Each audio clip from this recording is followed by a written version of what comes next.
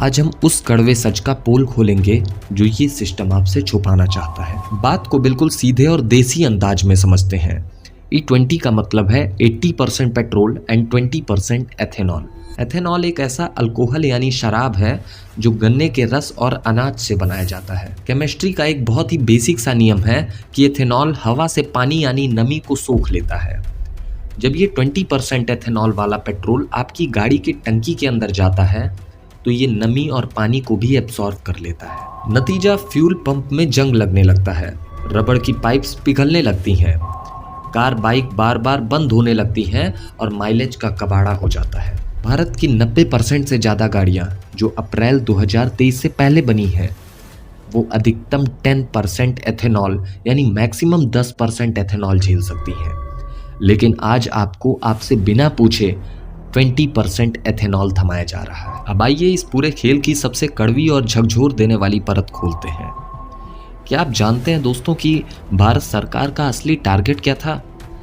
सरकार का national biofuel नीति का ऑफिशियल टारगेट था कि 20% एथेनॉल ब्लेंडिंग को साल 2030 तक लाया जाएगा और इस 10 साल के दौरान एक आम जनता अपनी पुरानी गाड़ियां बदलकर धीरे धीरे नई तकनीकी ला सके। लेकिन अचानक ऐसा क्या चमत्कार हुआ कि 2030 का टारगेट प्रीपोन करके 2025 कर दिया गया। यानी 5 साल पहले ही ये आफत जनता को क्यों थोप दी गई? अब जरा ठंडे दिमाग से सोचिए।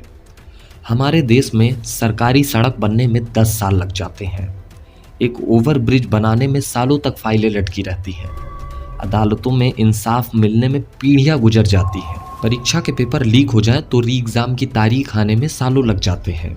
जो सरकार हर काम में ढीली है वो एथेनॉल का टारगेट 5 साल पहले कैसे अचीव कर लेती है? इतनी सुपर फास्ट तेजी कहाँ से आ रही है? अब आप सोच रहे होंगे कि दाल में कुछ काला है, मगर ऐसा कुछ भी नहीं है। यहाँ पूरी दाल ही काली है। ये जल्दबाजी जनता के हित के लिए नहीं थी, ये जल्दबाजी थी उन एथेनॉल इंडस्ट्रीज और कंपनियों के लिए जिनका अरबों का मुनाफा 2030 के बजाय 2025 से शुरू हो गया है। अब जरा गणित समझिए।